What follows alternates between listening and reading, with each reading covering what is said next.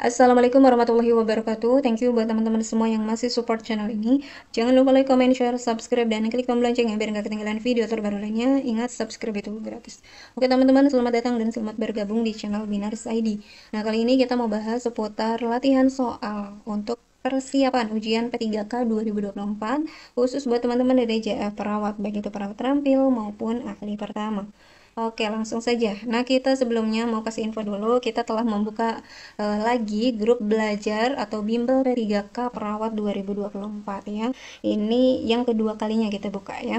Nah, nanti apa sih yang akan teman-teman dapatkan? Yang pertama itu nanti teman-teman akan mendapatkan link ebook. Link ebook ini nanti seputar materi dan juga ada latihan soalnya. Nanti bisa teman-teman pelajari mulai dari sekarang ya, kalau teman-teman pesannya sekarang.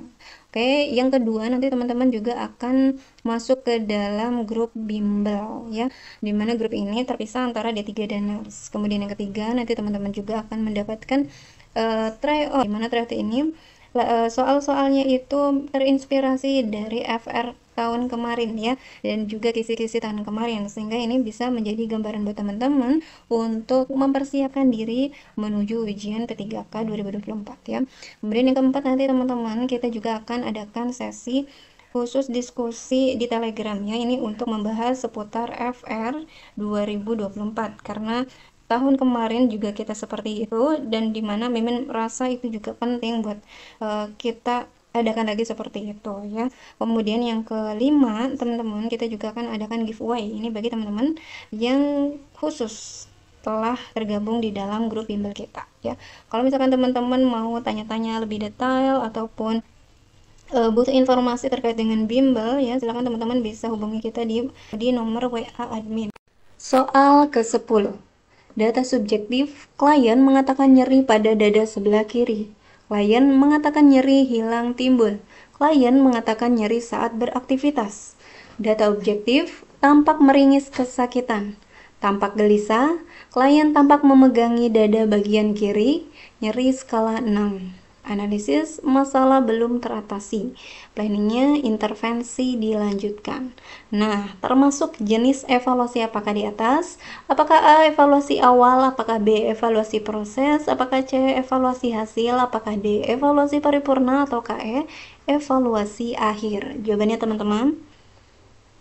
Oke, 3, 2, 1. Jawabannya tentu yang B ya, evaluasi proses.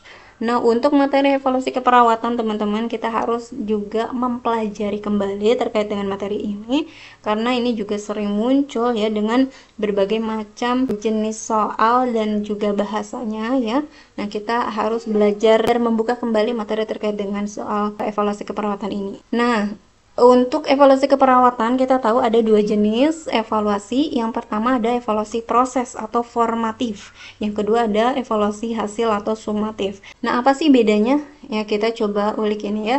Evaluasi proses atau formatif itu evaluasi untuk pertindakan teman-teman. Ya, baik itu tindakan keperawatannya berupa observasi, kemudian berupa terapeutik, berupa edukasi maupun kolaborasi.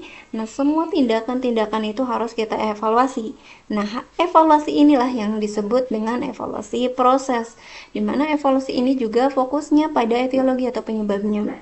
Ya, kemudian ini akan ditulis secara terus-menerus, biasanya sampai pasien pulang ya, atau sampai tujuan telah tercapai. Nah, itu adalah evaluasi proses. Nah, apa bedanya dengan evaluasi hasil atau sumatif? Evaluasi hasil atau sumatif ini dilakukan setelah akhir tindakan keperawatan secara paripurna.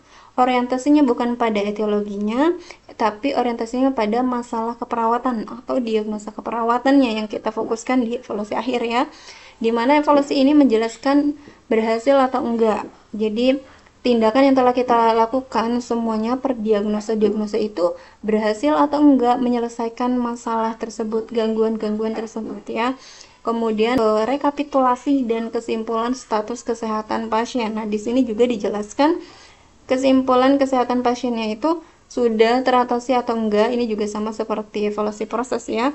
Ini juga tetapi menyangkut keseluruhan gitu ya, dengan kerangka waktu yang telah ditetapkan ya. Misalkan Biasanya kalau kita rencana tindakan keperawatan itu misalkan 3 kali 24 jam. Nah, setelah 3 kali 24 jam, kita evaluasi. Nah, itulah evaluasi hasil atau sumatif. Nah, biasanya perbedaannya yang mencolok lagi, kalau evaluasi proses itu diisikan pada catatan perkembangan ya, seperti contoh tadi. Nah, kalau evaluasi hasil ini biasanya menggunakan bahasa naratif atau narasi atau bahasa seperti cerita ya, menjelaskan misalkan bisa dari pasien riwayatnya seperti apa, kenapa kok ada gangguan atau masalah atau diagnosa keperawatan tersebut, kemudian bagaimana hasilnya setelah dilakukan tindakan, kemudian kesimpulannya adalah masalah keperawatan atau diagnosa itu sudah teratasi atau belum, atau berhasil atau enggak.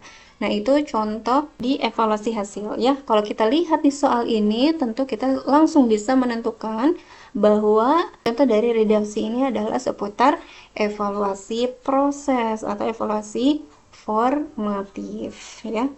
Oke teman-teman, tetap semangat. Assalamualaikum warahmatullahi wabarakatuh.